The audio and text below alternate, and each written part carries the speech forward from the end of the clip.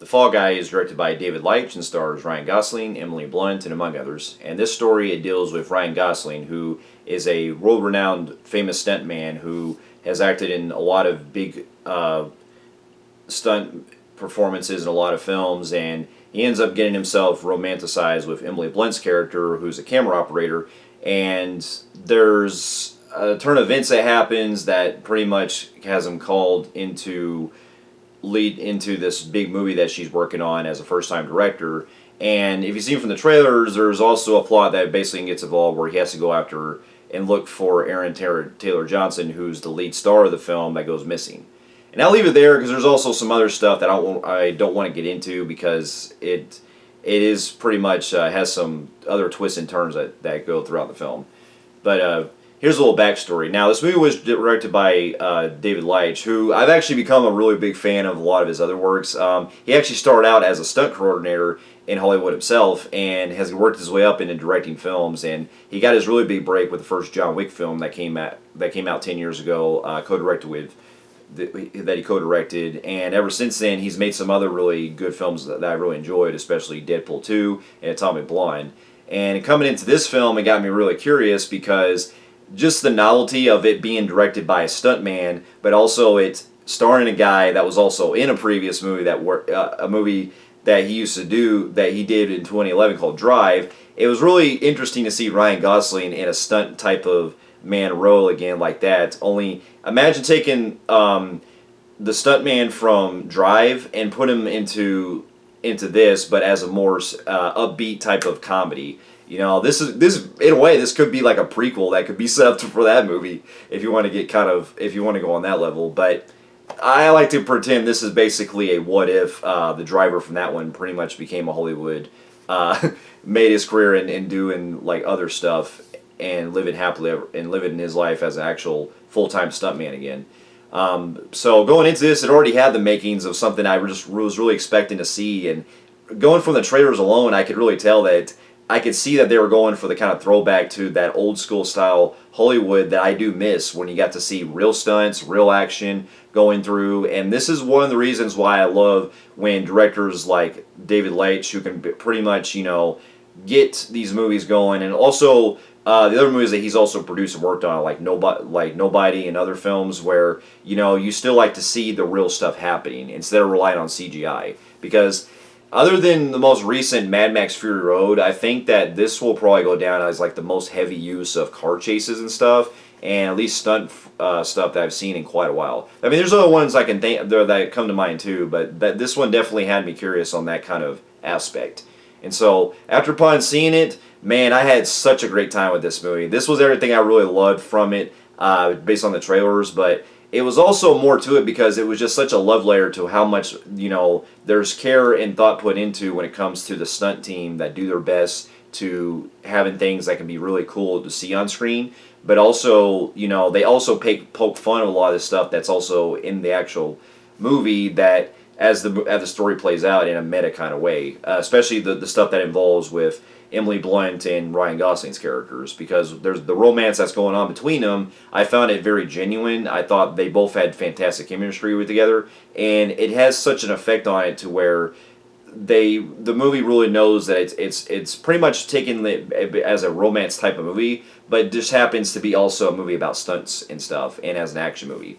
And so, to get my pros out of the way, the cast in this were all fantastic. Ryan Gosling, I've always liked as an actor, and I always really enjoy when he plays these kind of action roles that he's usually known for, whether it's in Drive or Blade Runner 2049, or when he's doing comedy stuff like this or The Nice Guys. It shows that his comedic timing can really work, and it shows here that it's no different. And he really pulls it off on a lot of the stuff that he says, and a lot of the even though he has his own stunt double in the film, it's just really cool to see the limits that he goes through with his character of how much damage he can do to get to himself. And he goes through fucking hell in this quite a bit, especially at the beginning. I'm not going to spoil anything, but the beginning stunt alone, I was just like, man, I'm surprised he didn't die from that in the beginning. So he was great. And then also Emily Blunt, I've always loved as an actress. Her playing the take no nonsense approach with her trying to have her camaraderie at times with Ryan Gosling when they're not because they had a past together and stuff, and the way it plays out. It really shined, and the way that they work together and stuff, professionally and romantically, I really felt for it. It really made me feel for the characters and the way it played out with the relationship in this. And I thought that they really shined in their chemistry. And then I got to really give it handed to a lot of the set locations and the way that they were able to incorporate the stunts in the action scenes, really top notch. And the movie really showcases a lot of really funny humor that I really got laughed out loud moments of, especially when you get into stuff that involves later with Aaron Taylor Johnson's character.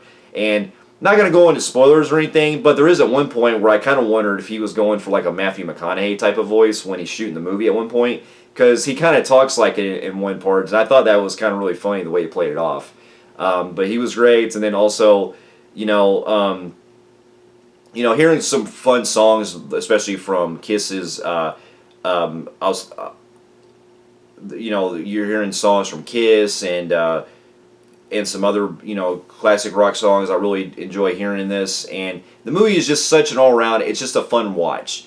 Now, if I do have to get into any kind of minor cons, what to say is the movie does kind of find itself very predictable at times, because as the plot is going forward, there's some really stuff in this film that I find it really, like I was basically catching on to, especially in the beginning, and it didn't surprise me the way it played out with its kind of reveal that it gets toward the end. And I think if they would have maybe put like a different spin on it and maybe kind of played it up to where they could have done something a little bit more clever with it, it probably would have worked in that regard, because especially how the rest of the film is going with the whole meta angle, I think that they really could have, that really could have been used for it. But with that being said though, it still worked with its payoff, but at the same time, I did also feel like it really could have used more of stuff that was going on, like with Ryan Gosling's character through the years, like with him, in the beginning, because we do get kind of thrown in there with him already being a stuntman for a while, and it would have been nice to like really see some like cool like stuff that he's worked on in the past, or maybe had some like history of him being on movie sets and stuff. I just think that they really could have added some more stuff to really like kind of get there before we get to the big stuff and the event that takes place in the beginning. Because we're just kind of really thrown in there, and then it basically sets itself up for it.